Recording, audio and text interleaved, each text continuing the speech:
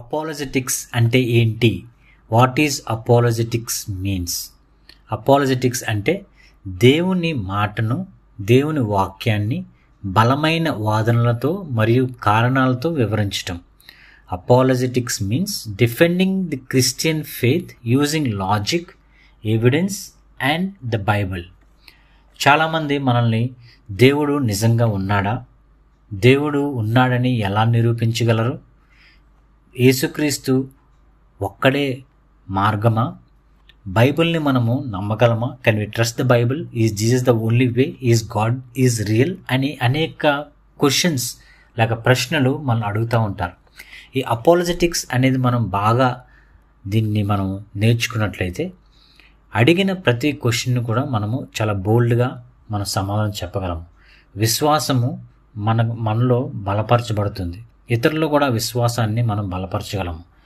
అదేవిధంగా వాక్యాన్ని, సత్యాన్ని సమాధానంతో, ప్రేమతో చెప్పడమే అపాలజెటిక్స్. 1 పేతురు 3:15 మనం చూసినట్లయితే, but in your hearts honour Christ the Lord as holy, always being prepared to make a defence to anyone who ask you for a reason for the hope that is in you. ఎవరైనా దేవుడు నిజంగా ఉన్నాడా, నువ్వు ఎలా నిరూపించగలవు అని అన్నప్పుడు బైబిల్లోనే కీర్తన గ్రంథం 19వ అధ్యాయం 1వ వచనం మనం చూసినట్లయితే, ఆకాశములు దేవుని మహిమను వివరించున్నవి, అంతరిక్షము ఆయన చేతి పనిని ప్రచురపరుచున్నది. Heavens declare the glory of God and sky above proclaim his handiwork అని మనం చూస్తున్నాం. అదేవిధంగా ఆదికాండము 1వ అధ్యాయం 1వ వచనంలో కూడా మనం చూస్తాం, ఆది అందు దేవుడు భూమాకాశములను సృజించెను. In the beginning God created heaven and earth. Look around, మనం చుట్టూ ఎక్కడ చూసినా కూడా క్రియేషన్, సృష్టి మనకు కనబడుతుంది. ఆ సృష్టియే ఒక గొప్ప ఎవిడెన్స్ దట్ గాడ్ ఎగ్జిస్ట్.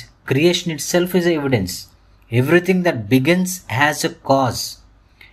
ఏది ప్రారంభించబడిందా దానికి ఒక కాజ్ అయితే ఉంటుంది. యూనివర్స్ హ్యాడ్ ఎ బిగినింగ్, అలాగే సృష్టి కూడా బిగినింగ్ ఉంది దానికి. So it must have a cause. ఆ కాజ్ ఎవరో కాదు, that's God.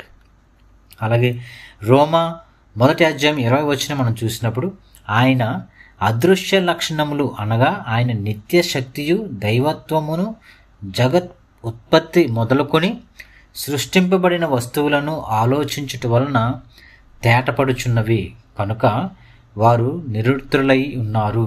Ever since creation of world is eternal power and divine nature have been